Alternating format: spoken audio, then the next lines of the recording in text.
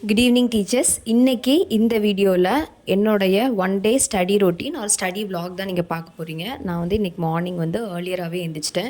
Morning எழுந்திரிச்சு படிக்கிறது வந்து ரொம்ப யூஸ்ஃபுல்லாக இருக்குது. ஈஸியாக வந்து என்னால் மனசில் எல்லாத்தையுமே ஏற்றுக்க முடியுது. அப்படி படிக்கும்போது என்னால் டஃபஸ்ட்டு சப்ஜெக்டை கூட ஈஸியாக படிக்க முடியுது. நான் வந்து என் ரூம்லேயே தான் உட்காந்து படிப்பேன். பிகாஸ் பேபியை பார்த்துட்டே படிக்கணுங்கிறதுனால திடீர்னு அவன் அழுதுட்டான் அப்படின்னா எல்லாத்தையும் முழிப்பாட்டிடுவான். அதனால் நம்ம பக்கத்துலேருந்து பார்த்துக்கிட்டோன்னா நல்லா வரும். என்னோடய ஸ்டடி டேபிளில் மட்டும் ஃபோனில் ஃப்ளாஷ் லைட் ஆன் பண்ணி வச்சுட்டு பக்கத்துலேயே ஒரு தலைவாணி போட்டு அதிலே தான் உட்காந்து படிச்சுட்டே இருப்பேன். அப்பப்போ வந்து பேபியும் பார்த்துட்டே இருப்பேன். பிகாஸ் அவன் வந்து மார்னிங் வேக்கப் டைமில் ஃபீடிங் எடுக்கிறதுக்கு எப்போனாலும் எந்திப்பான். அதனால் அதை பார்த்துக்கிட்டே தான் நான் உட்காந்து படிக்க வேண்டியதாக இருக்கும். நான் வந்து மார்னிங் படிக்கும்போது இருக்கிறதுலே கஷ்டமான சப்ஜெக்டாக தான் படிப்பேன். பிகாஸ் நிறைய ஸ்டடி ஸ்காலர்ஸ்லாம் என்ன சொல்லுவாங்க அப்படின்னா, மார்னிங் வந்து ஈட் த ஃப்ராக் அப்படின்னா ரொம்ப கஷ்டமான விஷயத்தை செய்யணும். ரொம்ப எது கஷ்டமாக இருக்குது நமக்கு படிக்க அப்படின்னு நம்ம ஃபீல் பண்ணுறோமோ அதை தான் நம்ம காலையில் இது பண்ணணும். அதனால் இப்போதைக்கு வந்து நான் படிக்கிறதுல வந்து தமிழ் இலக்கணம் எனக்கு கஷ்டமாக இருக்குது. நான் இந்த வீக்கில் வந்து 10th தமிழ் இலக்கணம் ஃபுல்லாகவே முடிச்சிட்டேன். இன்னும் ஒரு தடவை வந்து கம்மிங் வீக்கில் வந்து போன தடவை முடித்த பாடல் வரிகளை ஒரு தடவை ரிவிஷன், அதே மாதிரி இந்த 10th இலக்கணம் ஒரு தடவை ரிவிஷன் எல்லாத்தையும் பண்ணணும்னு நினச்சிருக்கேன்.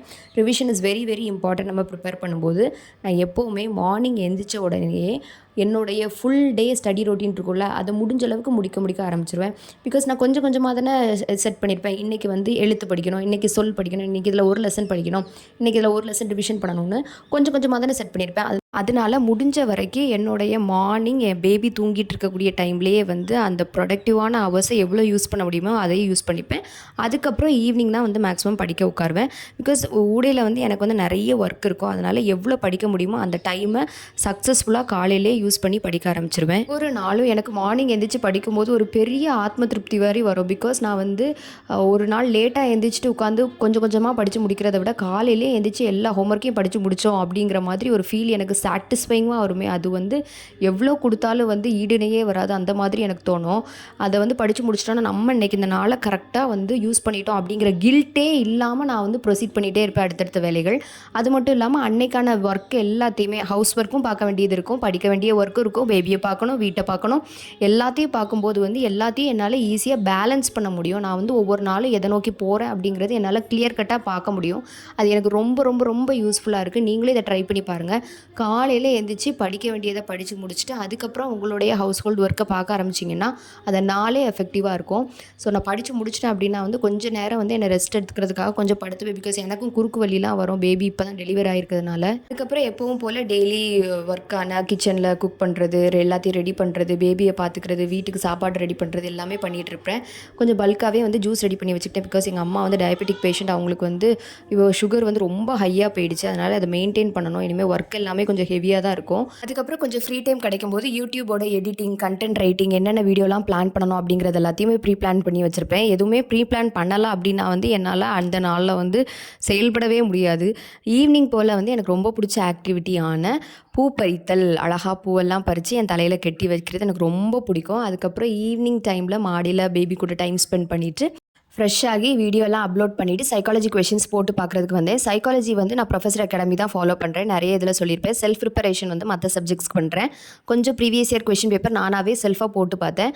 போடும்போது ஓரளவுக்கு கொஞ்சம் தெரிஞ்சது, கொஞ்சம் தெரியல. பிகாஸ் சைக்காலஜி வந்து நிறைய ஏரியாவிலேருந்து கொஷின் கேட்டிருப்பாங்க. ஒரு 10 மார்க்ஸ் எடுத்தேன் போட்ட கொஷின் பேப்பரில். சைக்காலஜி கொஷின் பேப்பர் வந்து பார்த்துட்டு ஃப்ரண்ட் அண்ட் பேக்கில் வந்து நான் ஆன்சர் மார்க் பண்ணிட்டேன். ஆன்சர் மார்க் பண்ணதுக்கப்புறம் எதெல்லாம் நான் மேஜராக தப்பு விட்டுருக்கேனோ அது எல்லாத்தையுமே சைடில் என்ன செஞ்சு வச்சுக்கிட்டேன்னா சைக்காலஜி நோட்லேயே மார்க் பண்ணி எழுதி வச்சுக்கிட்டேன். அதனால் வந்து இதை வந்து நம்ம படித்தா போதும். அது மட்டும் இல்லாமல் வந்து ஊடையில் எங்கெல்லாம் கொஸ்டின் கேட்டிருக்காங்க அதெல்லாம் என்னுடைய சிலபஸில் இருக்கோ அது எல்லாமே இன்பிட்வீனில் நான் ஆல்ரெடி படிச்சிருப்பேன்ல, அதுக்கு ஊடையில் சேர்த்து இம்பார்ட்டண்ட் அப்படின்னு போட்டு எழுதி வச்சுக்கிட்டேன். அதனால இன்னொரு நேரம் அதை படிக்கும்போது நம்ம கொஷின் பேப்பரை பார்த்து படித்தது நமக்கு ஞாபகம் வரும். ஸோ இதில் ஒரு கொஷின் கேட்டிருக்காங்க, நீங்கள் பாருங்கள்.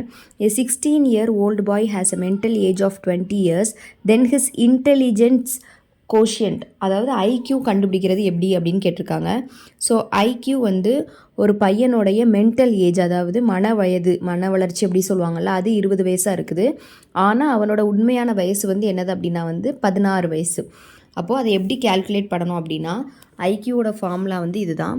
ஐக்யூவோட ஃபார்முலா வந்து mental age divided by actual age. இப்போ அவனோட மென்டல் ஏஜ் வந்து இதில் என்ன கொடுத்துருக்காங்க, கொஸ்டினில் 20ன்னு கொடுத்துருக்காங்க. டிவைடட் பை ஆக்சுவல் ஏஜ் என்னது 16 × 100. இப்போ நம்ம இதை கட் பண்ணும்போது நமக்கு வர்றது ஆன்சர் 125. ஸோ ஐக்யூங்கிறத நீங்கள் இப்படி தான் கேல்குலேட் பண்ணணும். Mental age divided by actual age. இப்போ அவனுக்கு இருக்கக்கூடிய physical age actual age into 100. அப்போ அதை கால்குலேட் பண்ணும்போது நமக்கு அவனுடைய ஐக்யூ வந்துடும். ஸோ இப்படி தான் வந்து ஒருத்தருடைய ஐக்யூவை நம்ம கால்குலேட் பண்ணணும். கண்டிப்பாக உங்களுக்கு இந்த வீடியோ பிடிக்கும்னு நினைக்கிறேன். கொஞ்சம் கொஞ்சமாக படித்தாலும் கண்டிப்பாக நம்ம படிக்கணும், அதுதான் முக்கியம். டெய்லி ஒரு கொஷின் பேப்பர் சால்வ் பண்ணுறது, ஒரு 20 கொஷின் 30 கொஷின் போட்டு பார்க்குறது, நம்மளே டெஸ்ட் பண்ணிகிட்டே இருக்கிறது நல்லது தான். பிகாஸ் எப்போ வேணாலும் எக்ஸாம் வரலாம். எக்ஸாமுக்கான நோட்டிஃபிகேஷன் எப்போ வருதோ அதுக்கு முன்னாடி நம்ம ரெடியாக இருக்கிறோமான்னு நம்ம பார்த்துக்கணும். அவ்வளோதான். Have a good day teachers. Thank you.